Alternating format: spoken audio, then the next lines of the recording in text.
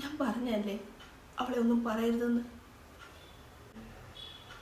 അമ്മയ്ക്കറിയാമല്ലോ, എനിക്ക് 10 വയസ്സുള്ളപ്പോഴാണ് അവളുണ്ടാകുന്നത്.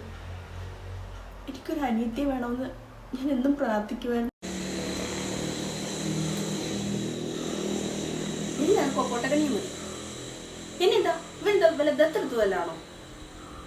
നല്ലതല്ല അവക്ക്. എന്നെ കാണുമ്പോൾ ആരും സംസാരിക്കുകയില്ല.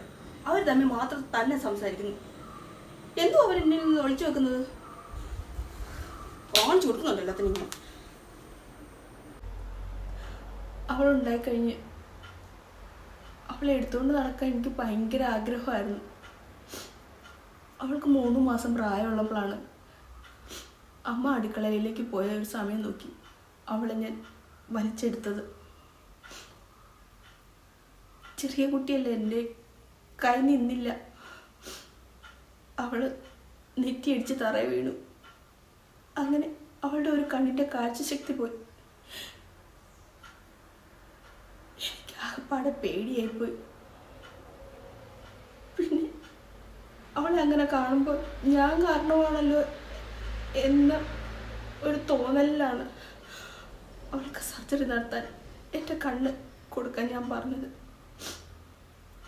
ഞാൻ കാരണമല്ലേ അവൾക്ക് അങ്ങനെ വന്നത്.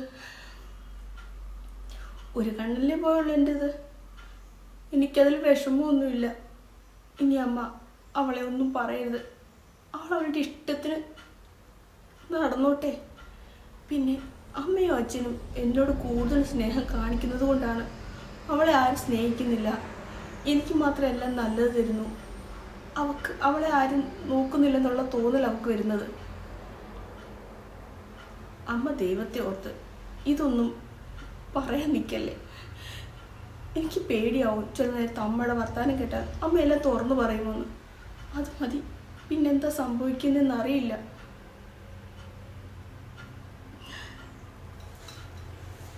ശരി, അവൾ എപ്പോഴാണ് കയറി വരുന്നതെന്ന് അറിയില്ല. ഞാനും കൂടെ കിച്ചണിലേക്ക് വരാം.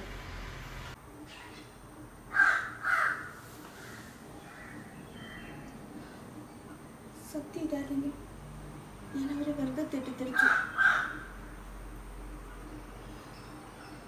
പാവം, അവൾ എന്നെ ഇത്രമാത്രം സ്നേഹിച്ചിരുന്നെന്ന് ഞാൻ അറിയുന്നില്ലല്ലോ.